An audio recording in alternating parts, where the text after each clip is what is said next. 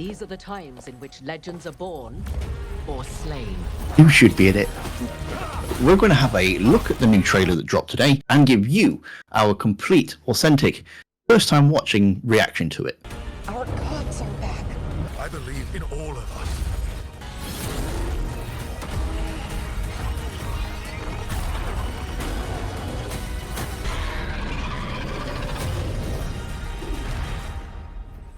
There's a lot to unpack there. Mm. There were a lot of things there that I personally knew were coming. Things that we talked about in like that first episode that we discussed veilguard in the podcast, like Solus being trapped in the Fade. We saw that at the start of the trailer. That was already kind of in one of the Game Informer posts, and we talked about it on that first episode. All right. Veilguard discussion. But at the start where we see the player character, it kind of gave me those Knights of the Fallen Empire vibes. Like if you remember that in Star Wars The Old Republic, where you've got the player character stuck in this sort of dream realm, and you've got Valkorion on your side, like sort of talking to you and being that kind of voice in your head. That's the first thing that came to my mind. I have got mixed feelings. Like Claudia Black, for example, it is so cool to see that she is definitely coming back. Yeah. I was still skeptical because I think you said that she said she wasn't coming back, but I think you also said that NDAs and everything are kind of a big thing as well. So, you know, she couldn't say if she was. It wasn't on her IMDb page. Because it's really strange. There are some moments in that trailer where I think it looks pretty good. Like if you look at certain things, like the dragons, for example. Like I think the dragons are kind of near it. Or like the locations there, for example. That stuff looks really good to me. But then I look at the character models, and it does sort of remind me again of that kind of the look of those characters in the trailer, feeling a little bit off. Mm. And I don't know, that style, I didn't truly believe was going to be the case. I mean, if you remember the start of that initial trailer we saw, to me, Varric and Harding looked great in that bit. In that bit where it's like just a sort of a them in the bar bit, I didn't have a problem with. But then it was when the characters are being introduced, like Emmerich and everyone else, it did feel a little bit weird, and I'm seeing it more now in the little segments here. I don't know, like there are definitely parts of it I like. Yeah. Like I won't deny that, like that, for example, like that dog fighting off a dragon or whatever it was looked pretty cool. And I think we kind of already knew as well, like especially through our discussion with Jackdaw, Harding was going to have magical powers.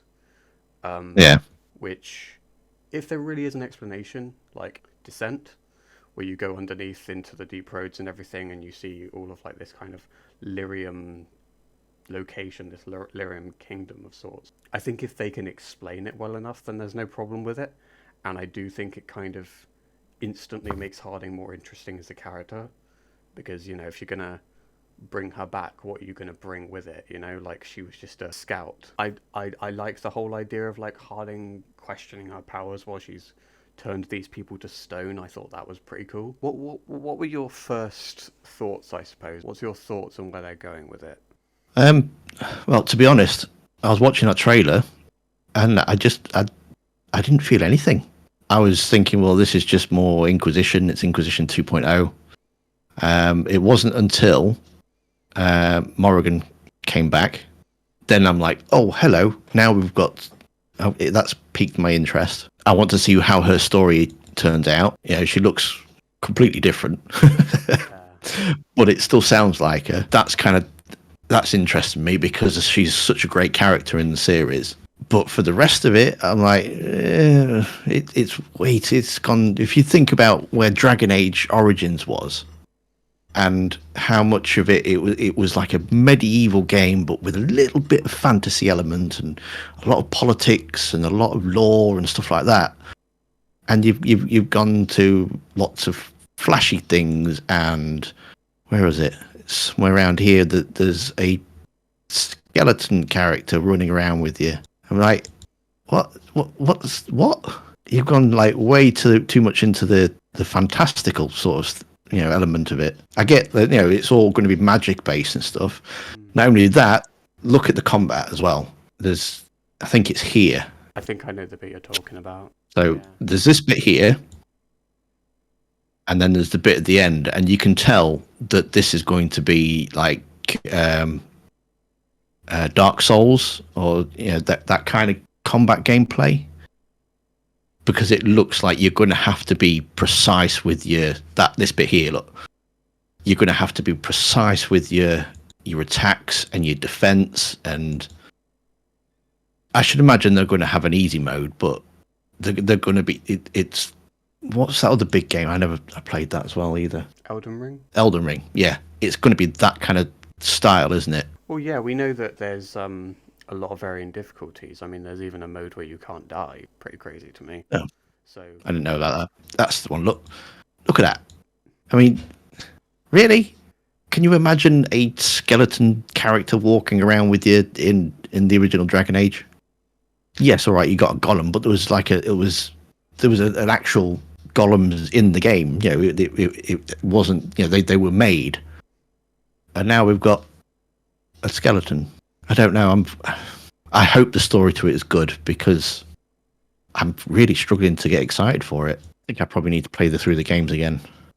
And I get that Dragon Age is 15 years old now, ish. I do see what you mean. It's just there's certain bits that are like literally just a second ago where we see Nev Gallus. That bit to me looks very different to like the Tevinter segment we saw, like in the gameplay reveal. Like Yeah. It looks like it could even be a different game. Like I don't know if it's just because the lighting's different, but it just feels like they could even be using a different engine here. You know? Yeah. It's really strange because they are using the Frostbite engine, and we've seen what the Frostbite engine can do. I just wonder, is there some possibility that they maybe cut some corners and didn't fully realise that engine to its full potential? It was difficult to work with, wasn't it?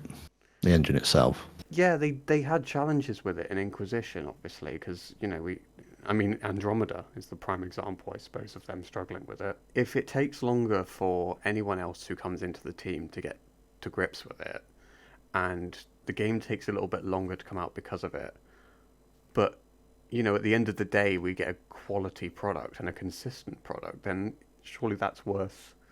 I mean, I know we've already been waiting 10 years, but... isn't it worth waiting a little bit longer for? Yeah. It does feel so clearly Frostbite, though, in that the one thing I can consistently say looks good is the locations. When we just see the locations on their own, I can say for a fact, yeah, that looks good. Or if we see dragons, for instance, I can say that looks good. That right there, that looks beautiful. Yeah. And I think that just goes to show like what the complications are with the Frostbite engine.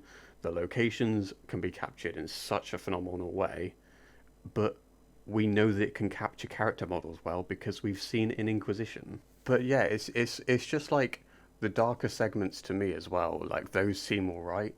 Like, I mean, I don't know how you felt about like the opening sort of 10 seconds roughly, like the stuff where we're actually seeing like, oh, they're in this sort of dark realm. I like that stuff. That stuff looks all right to me. Yeah, I kind of get the start of Inquisition kind of vibes with it as well, though. When the Temple of Sacred Ashes blows up. I think the thing is, though, like we knew that kind of. I know what you're saying about the fantastical side of things and it not being that kind of raw, like grounded fantasy. Well, not necessarily like properly grounded, because obviously, Darkspawn and dragons were still a part of Dragon Age in the first two. But Tevinter is the home of the mages, isn't it? So you're going to have a lot of magic there, which I kind of get. Yeah, but also we kind of had that set up as well. Like we kind of knew that was going to be a key element when we knew like how Solus is so connected to the Fade, and his whole goal was to kind of, merge those two worlds together. And it was never going to be easy. It was never going to just be like, right, he did the thing he wanted to do. Because then what's the plot? Like, we can't undo that. We're not gods like Solus is. So it's got to be like something goes wrong, and then it's got to be all about the Fade because something's gone wrong, and like magic has to be a key part of that. But I completely understand what you mean, though, in that, like, Origins felt more relatable because it was that kind of grounded. Yeah. And I think that's the thing that's missing from this trailer is, and I don't know if it's just because we don't blanket have it in the game at all, but I feel like it's missing something to ground it. It's coming across so fantastical that we're kind of losing a connection with the characters. Like, we're not forming any kind of connection with the characters through this trailer. Like, I think it'd probably be good to watch a Dragon Age trailer and compare them and see how they're different. what you mean, like the Origins trailer? Yeah, I can remember Dragon Age 2 trailer. I can't really remember an Origins trailer.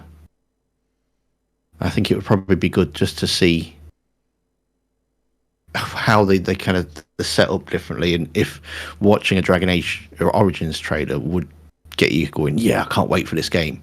And then there's going to be loads of people that are exactly that position. And I don't want to take that away from them because I know people have been watching and waiting for this for a long time. And it might just be me. It might be just my issue with it, you know. But I don't like that. I don't like the look of that combat. I don't like the look of the flashiness. I don't like the only thing that's got me excited for it is that we're going to fit some more Morrigan. I think we're kind of along similar lines. When it is darker, I find it more interesting, and I don't know if it's just the engine works better in those darker colours or whatever, but, like, I don't know. Yeah, it is kind of flashy in a weird way. And I didn't really see it before, but I am kind of seeing it now. I wouldn't necessarily say that it was a big issue in that gameplay reveal, though. Like, it didn't seem as bad, because I think a lot of it was just seeing the city anyway. I don't know, the more I'm seeing it here, the more I'm just kind of unsure. And I don't want to be... I don't want to just flat out say, oh, it's going to be bad, and just sort of... No, I'm if it's got a decent story to it, then it's going to be brilliant. Yeah. And it's just me, you know, for me, it'll be just be because of the engine and everything looks shiny, I suppose, rather than gritty and dirty. And honestly, like, I do want to believe that, like, people that have played it early, like Shinobi and Carlo, they are saying that this is that classic RPG, like, focus on the characters, focus on the companions, and making sure they get those right. And I think as long as they do manage to get those characters right, those companions right, it is going to be a good game, because that's why everyone plays a Bioware game, is for the characters, for the relationships you forge. Like, those companions in Origins, if you don't care about them, then, you know, it's like having those companions interact with those key story moments. Because we care about the companions in Origins, those moments hit harder. Like when you have to decide who's going to be king at the lands meet or whatever. Like that moment with Alistair hits harder when you've got to decide what to do with Loghain. And, you know, that moment with Morrigan when she proposes the ritual and everything, like, it's understanding the characters and loving the characters that makes those moments have more weight. Like, you know, especially when you know Morrigan's going to leave after that ritual as well, for example. I hope I'm making sense here. Like, Yeah, absolutely. I mean, they have said in their press releases and that the story isn't about Solus, it's about your companions and your interactions with them. So that does give me a bit of hope that you are going to forge some good relationships in the game and care about the people that you're with. So, and that's what Origins was about, really. You were kind of stuck in this impossible situation. It was just you and Alistair, and over time, your camp grew and grew as you all kind of bonded together over the same shared goal. Which I'm hoping is what the same kind of thing is going to happen in the Veilguard, is where you know, I don't quite know how Varric initially starts into it, but obviously Varric and Scout Harding have come from the Inquisition to seek out Rook and then build the team up that way, sort of thing. So yeah, I like you say, if that's if they have done what they've said they've done, and make it more about your companions and your characters and your relationships with them, then yeah, I can see it being a really good game.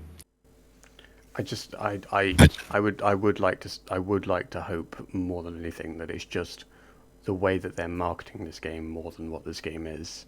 Like, I wonder if maybe they're trying too hard to market it as like this big mainstream product and showing all of the flashy action moments that they're not showing us, what us as Bioware fans, Bioware fans actually, what us as Bioware fans are looking for, which is the character moments, the companion moments, and just a good story. We don't need to see a dog jumping at a dragon. We don't need to see like Manfred the skeleton in the background with his backpack or whatever that was on the front of him. Like, it's like we saw a very brief moment of Nev with the player character, and it's like we didn't properly see what that conversation was about. And I know like they don't want to reveal too much, but it's like, if the companions are the selling point, sell the characters. Like, yeah. Yeah, it's very bam, bam, bam, bam. Look at this, look at this, look at this, look at this. Ooh, not told you anything. Yeah. So, and I think if they have toned down the graphics, which it looks like they have, then stop trying to sell something that's not the selling point, that's not the best part of the game.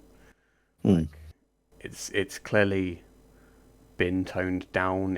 I don't know if it's been rushed. I don't know if it's just the engine wasn't right in the first place, but we know what the engine's capable of, so I truly don't know what it is. Maybe they just haven't had enough time to truly spend on this game because of the other projects they've been working on. And the reboots that it's had as well. So, yeah, it's not like it's been in the works for 10 years. It was a multiplayer game, and then it wasn't a multiplayer game, and so yeah, you don't quite know what's been carried over, what's been scrapped, what elements are... And maybe that's what it is, because there are some bits that look very different to others. Maybe there are literal cutscenes and story moments that have carried over, but then there are other bits that haven't. Like, I don't know, but something looks off to me. There are bits that look really good, and then there are bits that look a bit like they're out of a mobile game, Yeah. I know one thing for sure, though. Yeah. Baldur's Gate 3 is going to have to wait a bit. I'm going to have to do a new playthrough of Dragon Age, I think, in order to get ready for the October 31st. Oh. I just got back to the Shadowlands. I want to talk about Baldur's Gate with you.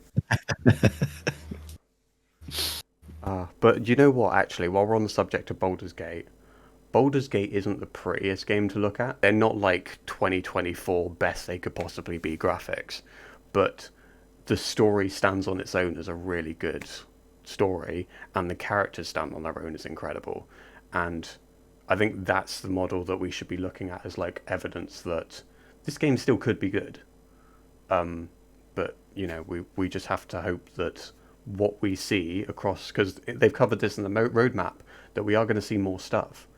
But let's just hope that more stuff is going to cover the stuff that we want to see. Yeah, that's a good point. Let us know what you thought about the trailer in the comments. But don't go anywhere, because Craig did a little bit of a video on the upcoming roadmap. And so you're going to want to watch that in the video that's on screen now. Thanks for watching. Don't forget to hit that like button. And we'll see you next time. Warden Commander.